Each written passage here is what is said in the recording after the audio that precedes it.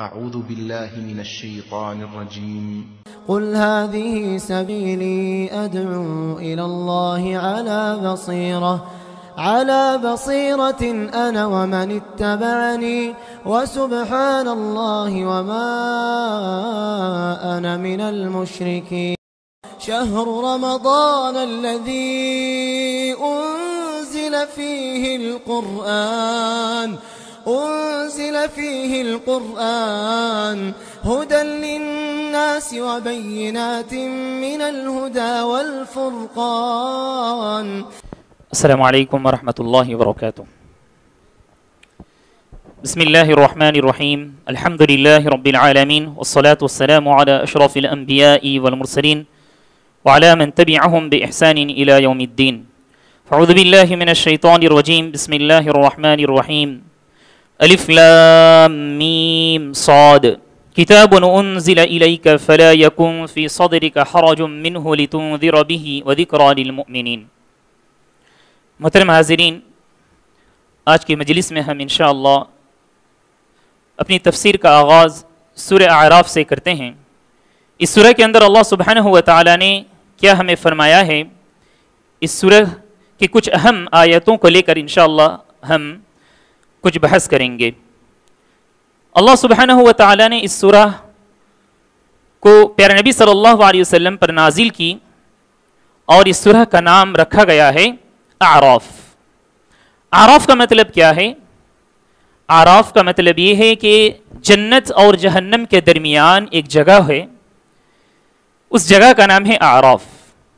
انشاءاللہ آئندہ بات آئے گی کہ اس جگہ کون جائے گا، تو اس میں مفسرین نے فرمایا ہے کہ اعراف ایک ایسی جگہ ہے، اللہ سبحانہ و تعالی جب حساب و کتاب لیں گے بندوں سے تو کچھ بندے ایسے ہوں گے جن کی نیکیاں اور ان کے گناہ دونوں برابر ہوں گے، نہ جنت جائیں گے وہ نہ جہنم جائیں گے. یہ حساب کے وقت ہوگا، تو ان لوگوں کو اس جگہ رکھا جائے گا، اس کا نام ہے اعراف.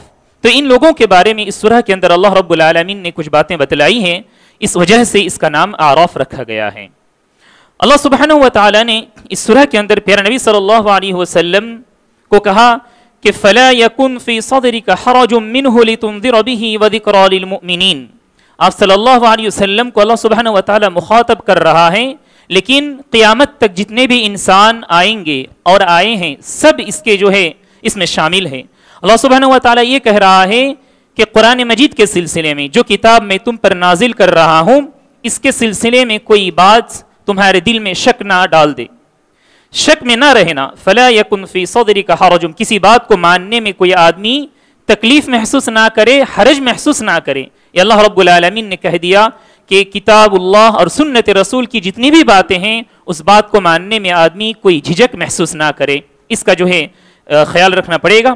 اس کے بعد اللہ سبحانہ و تعالی نے فرمایا اعمال کے سلسلے میں کہ ہمارے جو اعمال ہوتے ہیں اس کی تو دو قسمیں ہیں، ایک اچھے اعمال اور ایک برے اعمال، دوسرے برے اعمال. تو ان اعمال کو اللہ سبحانہ و تعالی قیامت کے دن وزن کرے گا.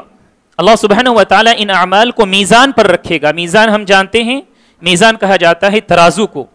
ترازو کے دو پلڑے ہوتے ہیں، تو اللہ سبحانہ و تعالی انسان کے اعمال کو اس پلڑے میں رکھے گا. جس کی نیکیوں کا پلڑا بھاری ہو جائے، وزنی ہو جائے، گویا کہ وہ بندہ کامیاب ہو گیا، وہ جنت جانے کا لائق ہو گیا، مستحق ہو گیا. اور جس بندے کے جو ہے نیکی کا پلڑا ہلکا ہو جائے اور برائی یعنی گناہوں کا پلڑا بھاری ہو جائے تو گویا کہ وہ بندہ جہنم جانے کا لائق ہو گیا، جہنم جانے کے مستحق ٹھہرایا گیا. تو اللہ سبحانہ و تعالی نے فرمایا فمن ثقلت موازینہ فاولئک هم المفلحون. وہ لوگ یا وہ انسان جس کا جو ہے پلڑا بھاری ہو گیا، وزنی ہو گیا، تو سمجھو کہ وہ لوگ کیا ہیں؟ کامیاب پانے والے انسان ہیں. مفلحون کامیاب پانے والے آدمی ہیں. ومن خفت موازینہ فاولئک الذین خسروا انفسهم بما كانوا بآیاتنا یظلمون. اور جن لوگوں کے جو ہے پلڑا جو ہے ہلکا ہو جائے گا تو اللہ سبحانہ و تعالی نے فرمایا کہ یہ لوگ گھاٹا اٹھانے والے ہیں، نقصان اٹھانے والے ہیں، اور یہی لوگ ظالم ہیں. محترم حاضرین، یہاں ایک بات ہے کہ اللہ سبحانہ و تعالی نے جو کہا کہ اعمال کو تولا جائے گا، عقیدے کے اندر ایک بحث ہے کہ کیا اللہ سبحانہ و تعالی اعمال کو تولے گا تو اس کی شکل کیا ہوگی. حدیث پاک کے اندر جی ہاں اس کے بارے میں کہا گیا ہے کہ ہو سکتا ہے اللہ سبحانہ و تعالی ان اعمال کو جسم دے دے، جسم کی شکل دے دے. جی ہاں، لیکن وہ جسم کس چیز کا جسم ہوگا وہ ہمیں نہیں معلوم، اللہ سبحانہ و تعالی بہتر جانتا ہے. یہ ایک شکل ہے. دوسری بات یہ ہے کہ بندوں کے جو اعمال لکھے گئے ہیں جن صحیفوں میں، جن رجسٹروں میں، تو اللہ سبحانہ و تعالی ان صحیفوں کو پلڑے میں رکھے گا اور وزن کرے گا. یہ دوسرا قول ہے. تیسرا قول یہ ہے کہ صاحب اعمال کو یعنی اس بندے کو پلڑے میں رکھا جائے گا اور تولا جائے گا. یہ تین اقوال ہیں. ابن کثیر رحمہ اللہ نے فرمایا کہ تینوں باتیں صحیح ہیں. ہو سکتا ہے کبھی بندے کو تولا جائے، کبھی اس کے اعمال کو جسم دے کر تولا جائے، تو کبھی اس کے جو ہے رجسٹر ہے اس کو کبھی تولا جائے. یہ مراحل ہو سکتے ہیں، الگ الگ مراحل، یہ بھی ہو سکتا ہے. تو یہ عمل کے سلسلے میں ایک مسئلہ تھا، میں نے آپ کے سامنے رکھا. اس کے بعد آئیے حضرات، اللہ سبحانہ و تعالی نے اس سورت کے آغاز میں جو ہے آدم علیہ السلام کی تخلیق کے بارے میں فرمایا کہ آدم علیہ السلام کو اللہ رب العالمین نے پیدا کیا. کہا کہ وَلَقَدْ خَلَقْنَاكُمْ ثُمَّ صَوَّرْنَاكُمْ ثُمَّ قُلْنَا لِلْمَلَائِكَةِ اسْجُدُوا لِآدَمَ فَسَجَدُوا إِلَّا إِبْلِيسَ لَمْ يَكُنْ مِنَ السَّاجِدِينَ. اس کے بارے میں ہم نے اس سے پہلے بھی معلوم کیا سورہ بقرہ کے اندر اللہ سبحانہ و تعالیٰ نے جب آدم علیہ السلام کو پیدا کیا، اس کے بعد اللہ تعالیٰ نے ان کو اچھی شکل و صورت دی اور پھر فرشتوں سے کہا کہ تم آدم کو سجدہ کرو. فرشتوں نے سجدہ کیا سوائے ابلیس کے. ابلیس کو اللہ سبحانہ و تعالیٰ نے پوچھا کس بات نے تمہیں منع کیا آدم کو سجدہ کرنے سے؟ تو ابلیس نے جواب میں کہا کہ خلقتنی من نار وخلقتہ من طین، کہ تو نے مجھے یا اللہ آگ سے پیدا کیا ہے اور تو نے آدم کو مٹی سے پیدا کیا ہے. اور اس نے اور ایک بات کہی انا خیر من، میں اس سے چنانچہ میں اس سے بہتر ہوں. گویا کہ وہ اس وقت جو ہے مسئلے میں الجھ گیا، دونوں کے درمیان موازنہ کرنے لگا، اپنے عقل کو دوڑانے لگا، اللہ سبحانہ و تعالیٰ کی بات کو نہیں مانا. تو اللہ سبحانہ و تعالیٰ نے اس سے کہا قال فَهْبِطْ مِنْهَا فَمَا يَكُونُ لَكَ أَن تَتَكَبَّرَ فِيهَا فَخْرُجْ مِنَ الصَّاغِرِينَ. تو اتر جا، تو زمین کے اندر چلا جا. تکبر کرنے والے کی جگہ یہاں نہیں ہے، تکبر کرنے والی کی جگہ جنت نہیں ہے. گویا اللہ سبحانہ و تعالیٰ نے اس کو ذلیل و خوار کر کے زمین میں اتار دیا. اس نے ایک دعا کی ابلیس نے، قال انظرنی الی یوم یبعثون، اے پروردگارا تو مجھے قیامت تک مہلت دے، مجھے قیامت تک باقی رکھ. اللہ سبحانہ و تعالیٰ نے کہا انک من المنظرین، ٹھیک ہے تیری دعا قبول کی جاتی ہے. پھر اس نے اور ایک بات کہی، جی ہاں لوگوں کے ساتھ دشمنی کرنے کے لیے کہا قال فبما اغویتنی لاقعدن لهم صراطک المستقیم. آدم کی وجہ سے میں گمراہ ہو گیا، آدم کی وجہ سے میں جو ہے ذلیل و خوار ہو گیا، میں اسے نہیں چھوڑوں گا. لاقعدن لهم صراطک المستقیم، کہ میں بیٹھا رہوں گا سیدھے راہ پر. اس سے پہلے ہم نے معلوم کیا ہے صراط مستقیم کی تعریف کیا، صراط مستقیم کے بارے میں آپ صلی اللہ علیہ وسلم نے مثال دی تھی.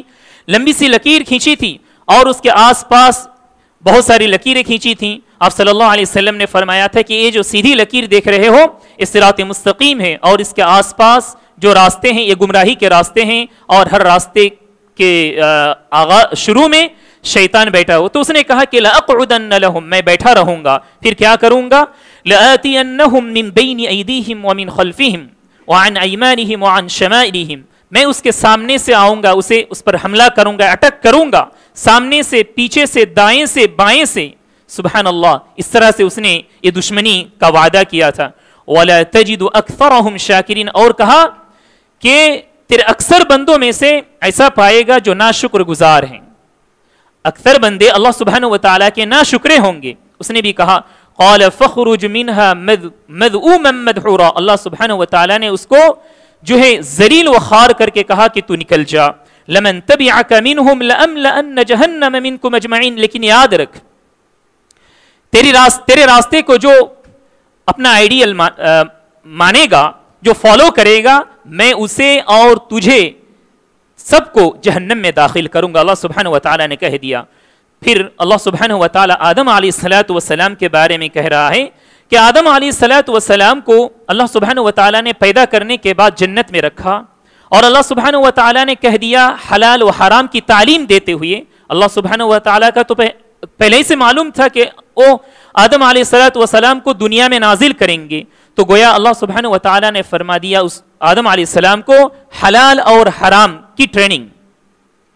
اللہ تعالیٰ نے کہا کہ تم دونوں آدم اور حوا علیہ السلام تم دونوں جنت میں رہو گے، لیکن یاد رکھنا ہر چیز سے تم فائدہ اٹھا سکتے ہو، لیکن یہ جو درخت ہے اس درخت کے پھل کو نہ چھونا نہ کھانا۔ سبحان اللہ، شیطان کے پاس ایک موقع آ گیا، وہ آ کر آدم علیہ السلام کو ورغلایا، جی ہاں، اور حوا ان دونوں کو ورغلایا، وسوسہ دیا کہ تمہیں معلوم ہے اللہ نے کیوں منع کیا ہے اس پھل کو کھانے سے؟ اس لیے کہ اگر تم اس پھل کو کھاؤ گے تو تم ہمیشہ کے لیے جنت میں رہ جاؤ گے، اور تم جنت میں نہ رہو اس لیے اللہ سبحانہ و تعالیٰ نے تمہیں یہ پھل کھانے سے منع کیا ہے۔ اللہ سبحانہ و تعالیٰ نے تمہیں یہ پھل کھانے سے منع کیا، اس طرح سے اس نے وسوسہ دیا۔ تو گویا شیطان کے وسوسے میں تھوڑی دیر کے لیے آدم علیہ السلام آ گئے تھے، بہک گئے تھے، غلطی کر بیٹھے، تو اس کے وسوسے میں آ کر وہ پھل کھا لیے۔ اللہ سبحانہ و تعالیٰ نے اس وقت کہا، اور جی ہاں، شیطان جو ہے اس وقت قسم دلا کر کہہ رہا تھا، وَقَاسَمَهُمَا إِنِّي لَكُمَا لَمِنَ النَّاصِحِينَ، میں قسم کھا کر کہتا ہوں میں تمہارا جو ہے نصیحت کرنے والا ہوں، بھلا چاہتا ہوں، اس طرح سے اس نے کہنے لگا۔ فَدَلَّاهُمَا بِغُرُورٍ فَلَمَّا ذَاقَ الشَّجَرَةَ بَدَتْ لَهُمَا سَوْآتُهُمَا، جب کھا لیے اس پھل کو تو کیا ہوا، ان کے جسم کے جو کپڑے تھے، جنت کے کپڑے، وہ اتر گئے۔ اور سبحان اللہ، اس کے بعد فطرت دیکھیے، انسان کپڑے کے بغیر نہیں رہ سکتا، تو ان دونوں نے کیا کیا، وَطَفِقَا يَخْصِفَانِ عَلَيْهِمَا مِنْ وَرَقِ الْجَنَّةِ، جب جنت کا کپڑا لباس اتر گیا تو جنت میں جو درخت کے پتے تھے وہ لیے اور اٹھا کر اپنے شرمگاہ کو، ستر کو چھپانے لگے۔ وَطَفِقَا يَخْصِفَانِ عَلَيْهِمَا مِنْ وَرَقِ الْجَنَّةِ، جنت کے جو پتوں سے اپنے جسم کو، اپنے ستر کو ڈھانپنے لگے، چھپانے لگے۔ سبحان اللہ، اس کے بعد ان دونوں کو اپنی غلطی کا جو ہے احساس ہوا، تو کہا وَنَادَاهُمَا رَبُّهُمَا أَلَمْ أَنْهَكُمَا عَنْ تِلْكُمَا الشَّجَرَةِ، اللہ نے کہا ان دونوں سے، کیا میں نے تمہیں منع نہیں کیا تھا اس درخت سے دور رہنے کے لیے؟ وَأَقُلْ لَكُمَا إِنَّ الشَّيْطَانَ لَكُمَا عَدُوٌّ مُبِينٌ، اور کہتا ہوں دیکھ لو کہ شیطان تمہارا کھلا دشمن ہے، اللہ سبحانہ و تعالیٰ نے کہہ دیا۔ پھر ان دونوں نے اللہ سبحانہ و تعالیٰ کے پاس دعا کی کہ ہم شرمندے ہیں، لیکن انہیں پتہ نہیں تھا کہ دعا کیسے کریں۔ اللہ سبحانہ و تعالیٰ نے ان کو دعا کرنے کے لیے بھی تعلیم دی۔ اللہ سبحانہ و تعالیٰ نے فرمایا کہ یہ آیت، قال ربنا ظلمنا انفسنا وان لم تغفر لنا وترحمنا لنكونن من الخاسرین، اے پروردگارا ہم نے اپنے نفس پر ظلم کیا ہے، وان لم تغفر لنا، اگر تو معاف نہ کرے اور رحم نہ کرے تو ہم دونوں جو ہے گھاٹا اٹھانے والوں میں سے ہو جائیں گے، نقصان اٹھانے والوں میں سے ہو جائیں گے، برباد ہو جائیں گے۔ اللہ سبحانہ و تعالیٰ نے ان کی دعا قبول کر لی، لیکن ان کو زمین میں بھیج دیا اور کہا کہ تم زمین ہی میں رہو گے، زمین ہی تمہارا ٹھکانہ ہو گیا۔ محترم حاضرین، یہ جو واقعہ ہے، اس واقعے سے ہمیں کچھ فوائد معلوم ہوتے ہیں۔ سب سے پہلی بات تو یہ ہے کہ اللہ سبحانہ و تعالیٰ نے آدم اور حوا کو حلال اور حرام میں تمیز کرنے کی تعلیم دی۔ جی ہاں، وہ درخت حرام تھا ان کے لیے اور تمام چیزیں ان کے لیے حلال تھی، یہ پہلی بات۔ دوسری بات یہ ہے کہ شیطان آدمی کا جو ہے کھلا دشمن ہے۔ تیسری بات یہ ہے کہ لباس انسان کی فطرت میں داخل ہے، انسان لباس کے بغیر نہیں رہ سکتا۔ اس کے بعد اور آئیے، اللہ سبحانہ و تعالیٰ نے لباس کے بارے میں اور مزید باتیں کہی، یا بنی آدم قد انزلنا علیکم لباسا یواری سوآتکم وریشا ولباس التقوی ذلک خیر ذلک من آیات اللہ لعلہم یذکرون، کہ اے ابن آدم ہم نے تمہارے اوپر لباس اتارا ہے، تمہیں لباس دیا ہے، لیکن لباس کے دو مقاصد ہیں۔ لباس کو آدمی کیوں پہنتا ہے، لباس زیبتن کیوں کرتا ہے، اس کے دو مقاصد ہیں۔ ایک تو آدمی لباس کے ذریعے سے اپنے جسم کو، اپنے ستر کو چھپاتا ہے، دوسرا کہا کہ آدمی لباس کے ذریعے سے اپنی خوبصورتی تزیین کر سکتا ہے، خوبصورتی کو بڑھا سکتا ہے۔ یہ دو مقاصد ہیں۔ اللہ سبحانہ و تعالیٰ نے پھر کہا کہ یاد رکھنا وَلِبَاسُ التَّقْوَى ذَلِكَ خَيْرٌ، تقوی کا لباس جو ہے وہ تمہارے لیے بہتر ہے۔ مفسرین نے فرمایا کہ تقوی کے لباس کا کیا مطلب ہے، بہت سارے اقوال ہیں، ان میں سے ایک قول یہ بھی ہے کہ جنت کا لباس یہاں مراد ہے، کیونکہ اللہ سبحانہ و تعالیٰ نے وعدہ کیا ہے چند لوگوں کو کچھ خاص اعمال کرنے کی وجہ سے اللہ سبحانہ و تعالیٰ ان کو جنت میں الگ ایک ممتاز لباس ان کو عطا کرے گا، وہ لباس مراد ہے۔ چند مفسرین نے، چند علماء نے یہ بھی کہا ہے کہ لباس التقوی، تقوی کی لباس سے مراد ایمان ہے۔ جس آدمی کے پاس ایمان ہو، لباس تو پہننا ضروری ہے، لباس کے ساتھ ساتھ آدمی کے دل میں تکبر نہ ہو، گھمنڈ نہ ہو کہ میں اتنا اچھا لباس پہن لیا ہوں، کپڑا پہن لیا ہوں، اور میرے سے جو کمتر یعنی کم قیمت کی ہو، جی ہاں، وہ لباس کوئی دوسرا آدمی پہنا ہے تو میں اس کو حقارت کی نظر سے دیکھوں، یہ غلط بات ہے۔ تو اللہ سبحانہ و تعالیٰ نے گویا کہ لباس پہننے کے لیے کہا ہے، لیکن تکبر اس کی وجہ سے نہ ہو، گھمنڈ نہ ہو۔ اس کے بعد آئیے حضرات، اللہ سبحانہ و تعالیٰ نے پھر شیطان کے بارے میں کہا کہ شیطان چاہتا ہے کہ تمہارے جسم سے لباس کو اتار دے۔ اللہ سبحانہ و تعالیٰ نے لوگوں کو ڈراتے ہوئے کہا کہ اے ابن آدم، تمہیں یاد رکھنا، لا یفتننکم الشیطان کما اخرج ابویکم من الجنة ينزع عنہما لباسہما لیریہما سوآتہما انہ یراکم هو وقبیلہ من حیث لا ترونہم انا جعلنا الشیاطین اولیاء للذین لا یؤمنون۔ کہا کہ اے ابن آدم، تمہیں یاد رکھنا چاہیے کہ تمہارے باپ کو جس طرح سے اللہ سبحانہ و تعالیٰ نے نکال دیا تھا شیطان کی وجہ سے، تم بھی اس طرح کی غلطی نہ کرنا۔ کیوں؟ اس لیے کہ شیطان چاہتا ہے کہ تمہارے جسم سے لباس کو اتار دیں۔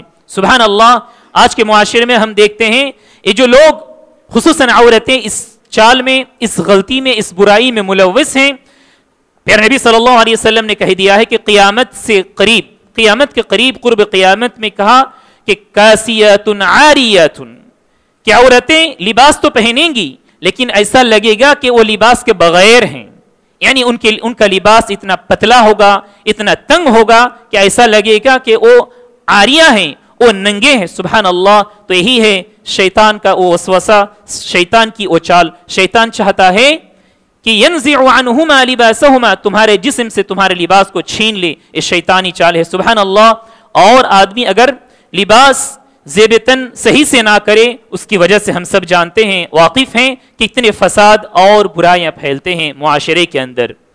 اس کے بعد اللہ سبحانہ و تعالیٰ نے پھر کہا کہ اللہ تعالیٰ کبھی بے حیائی کی تعلیم نہیں دیتا، بے حیائی کی تعلیم اللہ سبحانہ و تعالیٰ نہیں دیتا۔ کہا جی ہاں، وَإِذَا فَعَلُوا فَاحِشَةً قَالُوا وَجَدْنَا عَلَيْهَا آبَاءَنَا وَاللَّهُ أَمَرَنَا بِهَا قل ان اللہ لا یأمر بالفحشاء اتقولون علی اللہ ما لا تعلمون۔ دراصل بات یہ ہے کہ کعبہ شریف کو جو ہے، کعبہ شریف کا احترام اور عزت مشرکین کے دلوں میں بھی تھا، ان کے دلوں میں بھی کعبہ شریف کا احترام تھا، وہ لوگ بھی طواف کیا کرتے تھے، لیکن طواف کرتے وقت ان کا عقیدہ یہ تھا، ان کی یہ سوچ تھی کہ جس لباس میں ہم گناہ کر رہے ہیں اس لباس میں ہم عبادت نہیں کریں گے، تو لوگ کیا کرتے تھے، لباس کو اتار دیتے تھے اور ایسے ہی برہنہ ننگے ہی وہ کعبہ شریف کا چکر لگاتے تھے، طواف کیا کرتے تھے۔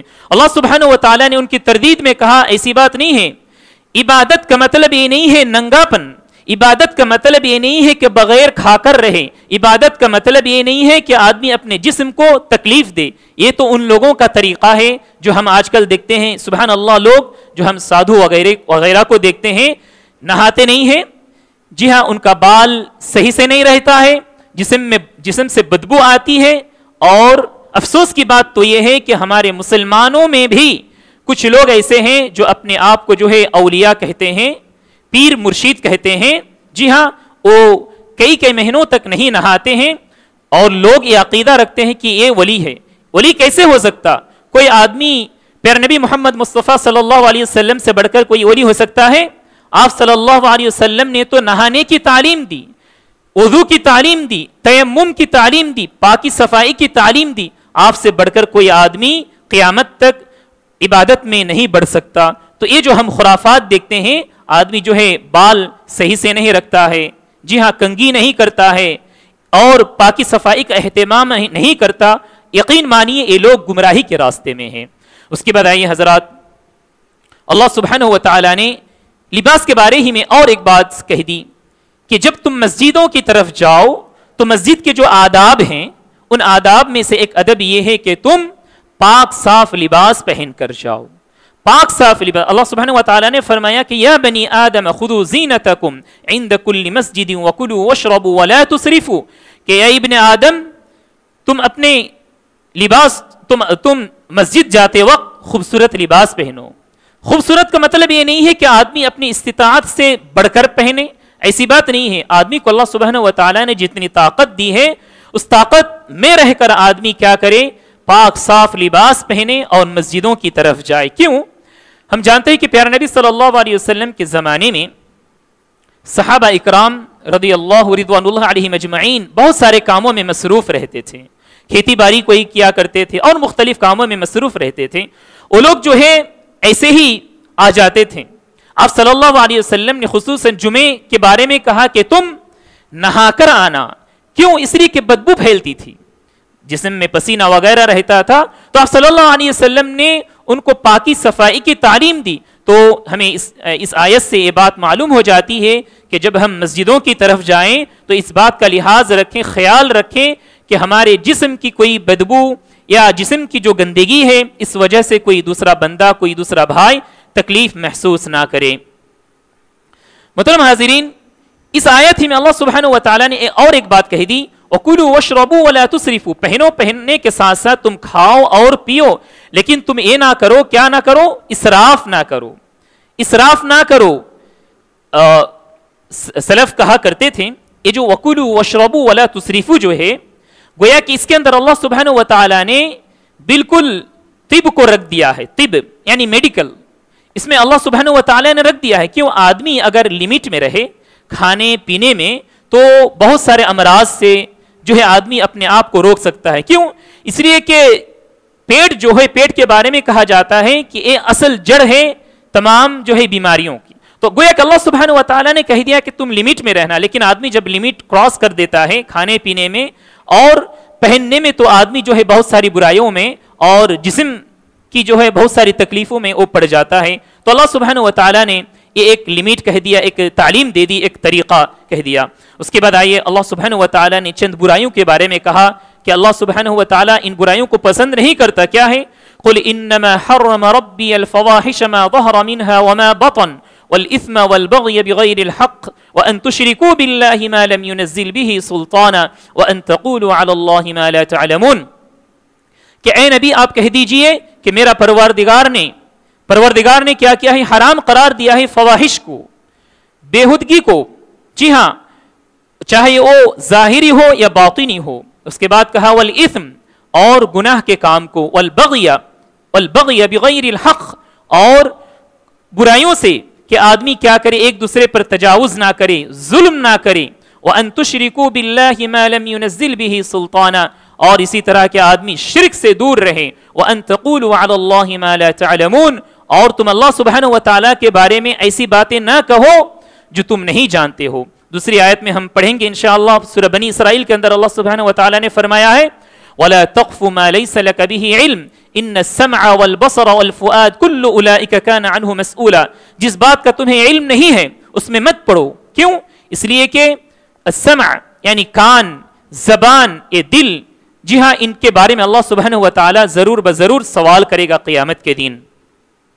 اس کے بعد اللہ سبحانہ و تعالیٰ نے جہنمیوں کے بارے میں کہا کہ جہنمی جب جہنم میں جائیں گے تو ایک دوسرے سے جھگڑا کریں گے، ایک دوسرے سے جھگڑا کریں گے. کیسے؟ اللہ سبحانہ و تعالیٰ نے ان کا جو جھگڑا ہوگا وہ پیش کیا ہے. کہا قَالَ ادْخُلُوا فِي أُمَمٍ قَدْ خَلَتْ مِن قَبْلِكُم مِّنَ الْجِنِّ وَالْإِنسِ فِي النَّارِ. اللہ سبحانہ و تعالیٰ جہنم میں کن کو دے گا؟ ایک تو ہے جنات اور ایک ہے انس.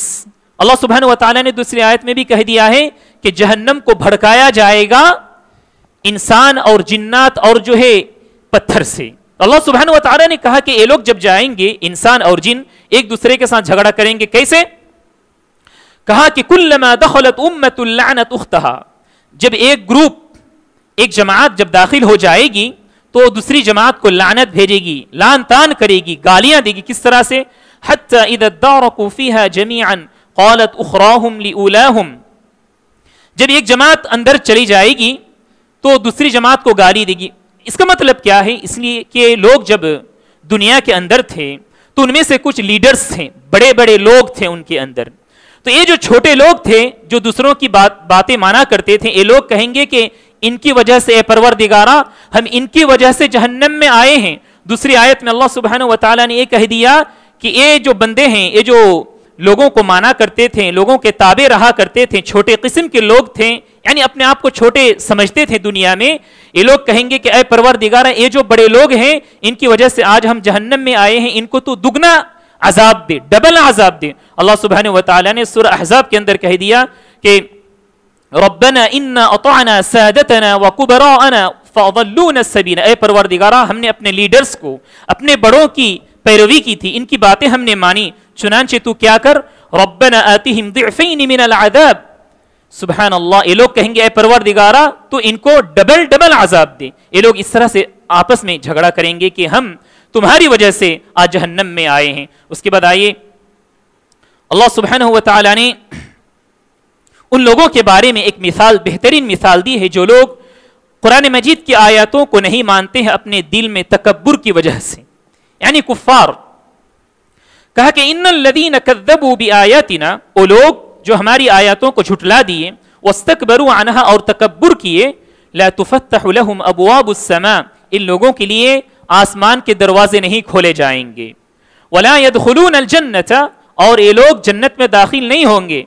کس طرح سے ان کی مثال اللہ تعالیٰ نے دی ہے, حتی یلج الجمل فی سم الخیاط, سوئی, ہم جانتے ہیں سوئی جس سے ہم کپڑے کو سیتے ہیں, سوئی کے ماتھے میں ایک سوراخ ہوتا ہے, تو کہا کہ یہاں تک کہ اونٹ اس سوراخ سے گزر جائے, اس سے نکل جائے. یعنی اللہ سبحانہ وتعالی یہ کہنا چاہتا ہے لوگوں سے کہ جس طرح سے ایک اونٹ کا سوئی کے سوراخ سے نکلنا ناممکن ہے, اسی طرح یہ جو تکبر کرنے والے بندے ہیں یہ بھی جنت کے اندر نہیں جائیں گے, ان کے لیے جنت کے دروازے اور آسمان کے دروازے نہیں کھولے جائیں گے. تو سبحان اللہ, یہ ہے ان لوگوں کا انجام جو لوگ اللہ سبحانہ وتعالی کی باتوں کو ماننے سے انکار کرتے ہیں, تکبر کرتے ہیں. اللہ تعالی ہم سب کو اس سے بچائے, آمین. اس کے بعد آئیے حضرات, وہ لوگ جو جنت میں جائیں گے ان کے دل پاک صاف ہوں گے, ان کے دل بہت پاک ہوں گے, دل کے اندر کینہ, کپٹ, بغض, عداوت, حسد کچھ بھی نہیں ہوگا. اللہ سبحانہ وتعالی نے فرمایا وَنَزَعْنَا مَا فِي صُدُورِهِم مِّن غِلٍّ تَجْرِي مِن تَحْتِهِمُ الْأَنْهَارُ وَقَالُوا الْحَمْدُ لِلَّهِ الَّذِي هَدَانَا لِهَذَا وَمَا كُنَّا لِنَهْتَدِيَ لَوْلَا أَنْ هَدَانَا اللَّهُ. کہا کہ جنتیوں کے دلوں سے ہم کیا کریں گے, ان کے دلوں سے یہ جو عداوت ہے ان کو ہم نکال دیں گے, اور یہ لوگ اللہ سبحانہ وتعالی کی تعریف کریں گے کہ ہم نے اللہ سبحانہ وتعالی کی توفیق کی وجہ سے آج ہم ہدایت یافتہ ہوئے اور جنت میں داخل ہوئے. اس کے بعد آئیے حضرات, جنتی, جہنمی اور اعراف میں رہنے والے لوگوں کے درمیان ہم کلامی گفتگو ہوگی.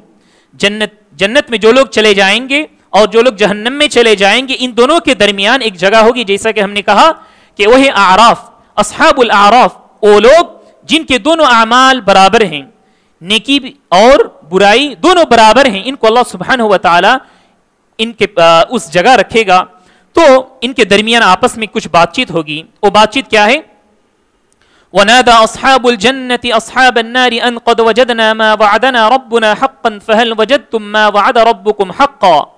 جنتی کہیں گے جہنمیوں سے کہ اللہ سبحانہ وتعالی نے جو وعدہ کیا تھا آج ہم اس کو سچا پا لیے. تو اللہ سبحانہ وتعالی نے تم سے جو وعدہ کیا تھا کیا تم اس کو سچے پائے؟ وہ لوگ کہیں گے کہ ہاں وہ بھی سچ ہے. تو سبحان اللہ, پھر یہ سب باتیں ہوتی رہیں گی. اس درمیان کیا ہوگا؟ ایک حجاب آ جائے گا, ایک پردہ پڑ جائے گا, یا تو پھر مفسرین نے دوسری آیت کی روشنی میں کہا کہ اس درمیان جو ہے ایک دیوار کھڑی کر دی جائے گی, اور یہ جو فاصلہ ہے اس کو اعراف کہا جاتا ہے. تو اعراف میں جو لوگ ہوں گے, اس جگہ جو لوگ ہوں گے, تو ان کے پاس سے گزریں, ان کے بازو سے گزریں گے جنتی. تو جب جنتی گزریں گے تو یہ لوگ ان کو سلام دیں گے, سلام کریں گے. لیکن جب جہنمی ان کے بازو سے گزریں گے تو ان جو ہے انکار, نفرت کا اظہار کریں گے, نفرت کا اظہار کریں گے, اور کہیں گے کہ یہ وہ لوگ ہیں جو گھمنڈ میں کہا کرتے تھے, تکبر میں کہا کرتے تھے کہ ہم ہی کامیاب لوگ ہیں, ہم ہی کامیاب لوگ ہیں, ہم ہی رحمت والے ہیں, اللہ سبحانہ وتعالی کے رحمت والے ہیں, اور جنت میں اللہ سبحانہ وتعالی آخرت میں ان پر رحم نہیں کرے گا. اپنے تکبر میں یہ لوگ کہا کرتے تھے. تو سبحان اللہ, یہ ہے ان دونوں کے ان لوگوں کے درمیان ہم کلامی. لیکن ایک وقت ایسا بھی آئے گا کہ اللہ سبحانہ وتعالی یہ جو اعراف میں رہیں گے ان پر اللہ سبحانہ وتعالی رحم و کرم کا معاملہ کرے گا اور ان کو جنت میں داخل کر دے گا. یہ ہے ہم کلامی ان لوگوں کے درمیان. اللہ تعالیٰ سے دعا ہے کہ اللہ تعالیٰ ہم سب کو جنتیوں میں سے شامل کرے، آمین۔ اس کے بعد آئیے حضرات، اللہ سبحانہ و تعالیٰ نے اپنی تخلیق کے بارے میں ذکر کیا کہ آسمان و زمین کو کس طرح سے کتنے دنوں میں پیدا کیا۔ کہا ان ربکم اللہ الذی خلق السماوات والارض فی 6 ایام ثم استوى علی العرش یغشی اللیل النہار یطلبه حثیثا والشمس والقمر والنجوم مسخرات بامرہ الا له الخلق والامر تبارک اللہ رب العالمین۔ اللہ تعالیٰ نے کہا کہ تمہارا پروردگار وہ ہے جس نے آسمانوں کو اور زمین کو 6 دنوں میں پیدا کیا، اور اس کے بعد کہا کہ عبادت کا حق اور عبادت کے لائق وہی پروردگار، وہی اللہ رب العالمین ہے۔ مفسرین نے کہا کہ اللہ سبحانہ و تعالیٰ اگر کہہ دے کن فیکون، اللہ تعالیٰ اگر کہہ دے کہ ہو جا تو وہ ہو جاتا ہے، لیکن یہاں 6 دنوں میں کیوں اللہ سبحانہ و تعالیٰ نے پیدا کیا؟ تو کہا یہ اللہ سبحانہ و تعالیٰ کی حکمت ہے، مشیت ہے، وہ اس کی مرضی ہے، اللہ سبحانہ و تعالیٰ بہتر جانتا ہے۔ اس کے بعد آئیے حضرات، اللہ سبحانہ و تعالیٰ نے دعا کے سلسلے میں کچھ بات اور بھی کچھ آداب ایک آیت میں بتلائی۔ وَادْعُوا رَبَّكُمْ تَضَرُّعًا وَخُفْيَةً إِنَّهُ لَا يُحِبُّ الْمُعْتَدِينَ۔ تم جب دعا کرو تو اللہ سبحانہ و تعالیٰ سے گڑ گڑا کر دعا کرو، اپنے آپ کو بہت کم کر دو، اپنے آپ کو چھوٹا کر دو اللہ سبحانہ و تعالیٰ کے سامنے اور گڑ گڑا کر دعا کرو۔ اور کہا وَخُفْيَةً، چھپ کر دعا کرو۔ چھپ کر عبادت کرنے کی اہمیت بہت زیادہ ہے، اللہ سبحانہ و تعالیٰ نے کہہ دیا کہ تم چھپ کر دعا کرو، اور کہا انہ لا یحب المعتدین، لیکن یاد رکھنا حد سے تجاوز نہیں کر جانا۔ حد سے تجاوز نہیں کر جانا دعا میں، اس کا کیا مطلب ہے؟ انسان کو ایسی چیزیں نہیں مانگنی چاہیے جو ناممکن ہے، جو ناممکن ہے انسان کے طور پر۔ مثال کے طور پر اگر کوئی انسان یہ کہے کہ اللہ تو مجھے نبی بنا دے، نعوذ باللہ، ہو سکتا ہے کیا؟ ہرگز نہیں ہو سکتا، یہ تو ناممکن بات ہے۔ تو کہا کہ حد سے تجاوز کرنے کا مطلب یہ ہے دعا میں کہ بندہ ناممکن چیزوں کو نہ طلب کرے۔ تو یہ ہے دعا کے آداب۔ اس کے بعد والی جو آیت ہے اس میں بھی کچھ باتیں اللہ سبحانہ و تعالیٰ نے کہی، وَلَا تُفْسِدُوا فِي الْأَرْضِ بَعْدَ إِصْلَاحِهَا، تم زمین میں فساد برپا نہ کرو۔ زمین کو اللہ سبحانہ و تعالیٰ نے بہترین بنایا ہے ہر اعتبار سے، تم زمین میں جو ہے فساد برپا نہ کرو۔ وَادْعُوهُ خَوْفًا وَطَمَعًا، پھر دعا اور عبادت کے بارے میں کہہ دیا، اللہ سبحانہ و تعالیٰ کو پکارو، جی ہاں اللہ سبحانہ و تعالیٰ سے امید رکھتے ہوئے اور اس طرح سے ڈر بھی رکھتے ہوئے۔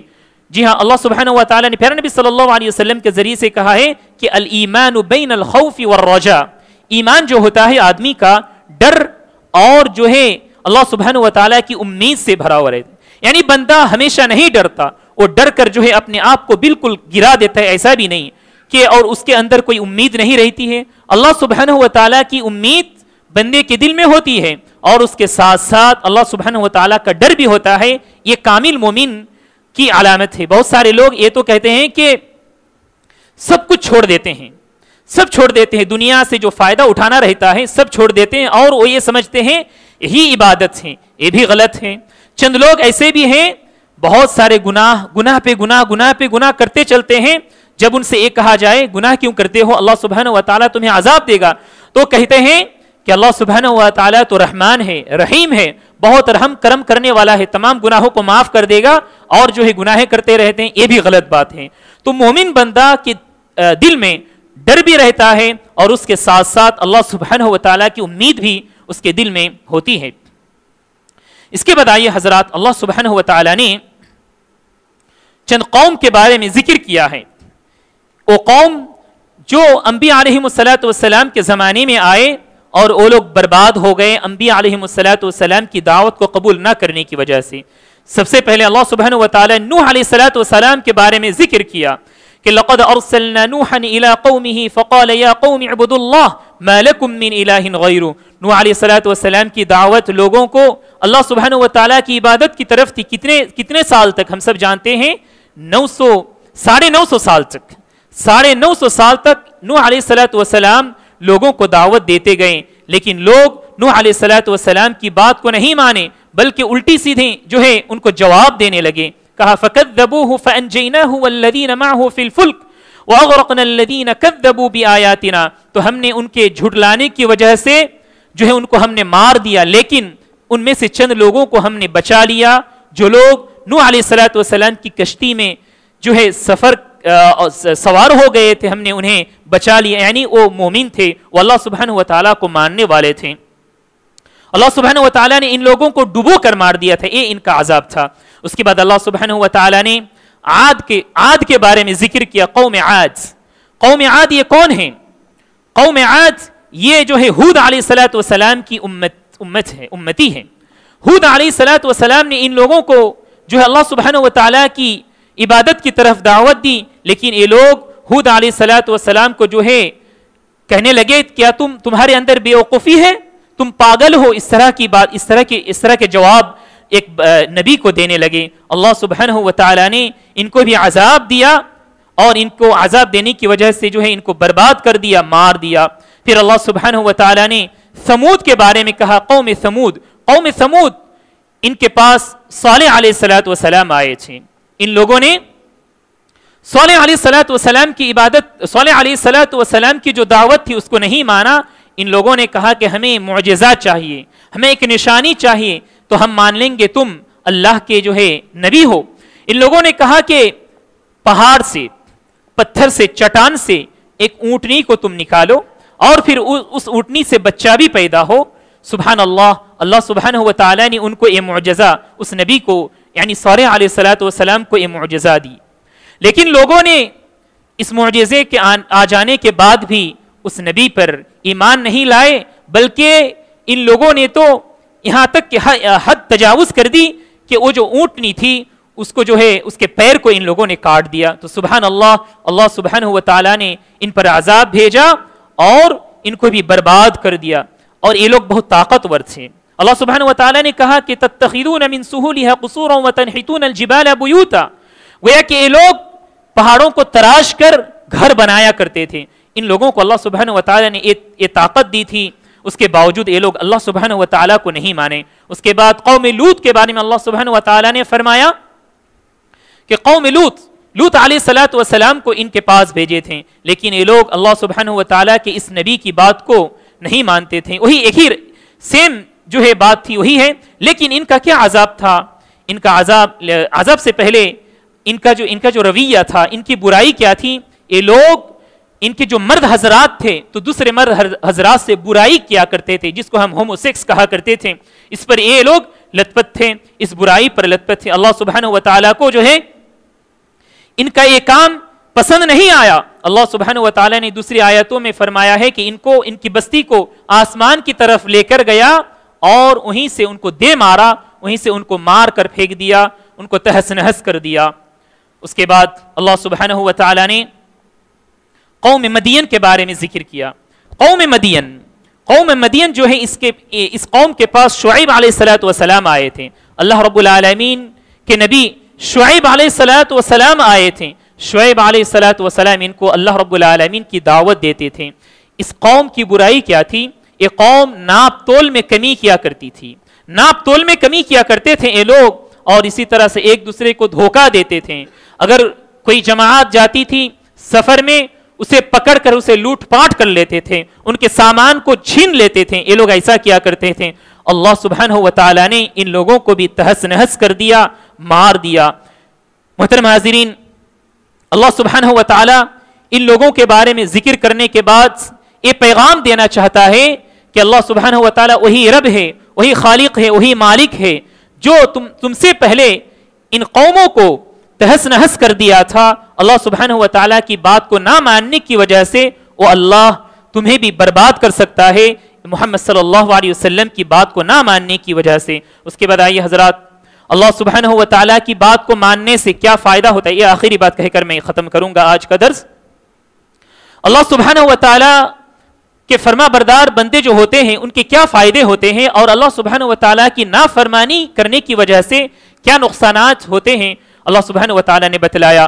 وَلَوْ أَنَّ أَهْلَ الْقُرَىٰ آمَنُوا وَاتَّقَوْا لَفَتَحْنَا عَلَيْهِمْ بَرَكَاتٍ مِّنَ السَّمَاءِ وَالْأَرْضِ وَلَكِنْ كَذَّبُوا فَأَخَذْنَاهُمْ بِمَا كَانُوا يَكْسِبُونَ۔ اللہ تعالیٰ نے کہا کہ اگر یہ لوگ، ایک قریے والے، یہ بستی والے جن کو ہم نے تہس نہس کر دیا، مار دیا، مٹا دیا، اگر اللہ سبحانہ و تعالیٰ پر ایمان لاتے تو کیا ہوتا؟ اللہ تعالیٰ آسمان کو کھول دیتا، یعنی آسمان کی جو نعمتیں ہیں ان پر نازل کرتا، آسمان سے نعمتیں نازل کرتا، اور اس کے ساتھ ساتھ زمین سے بھی ان کو نعمتیں دیتا. مفسرین نے فرمایا ہے کہ نافرمانی کی وجہ سے اللہ سبحانہ سب سے پہلے ہم اللہ سبحانہ و تعالیٰ کی فرما برداری جو ہوتی ہے اس کے کیا فائدے ہوتے ہیں, اللہ سبحانہ و تعالیٰ کیا دیتا ہے. کہا کہ اللہ تعالیٰ رزق میں برکت دیتا ہے, رزق میں فراوانی ہوتی ہے, صحت و عافیت دیتا ہے, عزت دیتا ہے, اور اپنے بیوی بچوں کو صحیح رکھتا ہے, ان کو فرما بردار رکھتا ہے. لیکن اس کا الٹا, جب آدمی اللہ سبحانہ و تعالیٰ کی نافرمانی کرتا ہے تو اللہ سبحانہ و تعالیٰ عذاب کے طور پر, سزا کے طور پر کیا کرتا ہے, آدمی کو تنگ دست بنا دیتا ہے, فقر و فاقہ کا سامنا کرنا پڑتا ہے آدمی کو, اس کا جو رزق ہے وہ کم ہو جاتا ہے, بیماریوں کا سامنا کرنا پڑتا ہے, اور اس کے بعد پریشان حال ہوتا ہے, اور اس کے ساتھ ساتھ اس کے بچے, اس کی بیوی نافرمان ہو جاتے ہیں. ہم دیکھتے ہیں بہت سارے لوگ اپنے بچوں سے بہت پریشان رہتے ہیں معاشرے کے اندر, تو اس کا ایک سبب یہ بھی ہو سکتا ہے کہ وہ آدمی اللہ سبحانہ و تعالیٰ کا نافرمان ہے. تو اللہ سبحانہ و تعالیٰ کی نافرمانی کی وجہ سے اللہ سبحانہ و تعالیٰ بیوی اولاد کی نافرمانی کی سزا اس کو دے دیتا ہے زندگی میں. محترم حاضرین, انشاءاللہ آئندہ درس میں ہم معلوم کریں گے اللہ سبحانہ و تعالیٰ نے اور بھی بہت ساری باتیں اس صورت کے اندر بتلائی ہیں. اللہ تعالیٰ سے دعا ہے کہ اللہ تعالیٰ ہم سب کو اس کے فرما بردار بندوں میں شامل کرے. آمین. جزاکم اللہ خیر. السلام علیکم ورحمۃ اللہ وبرکاتہ.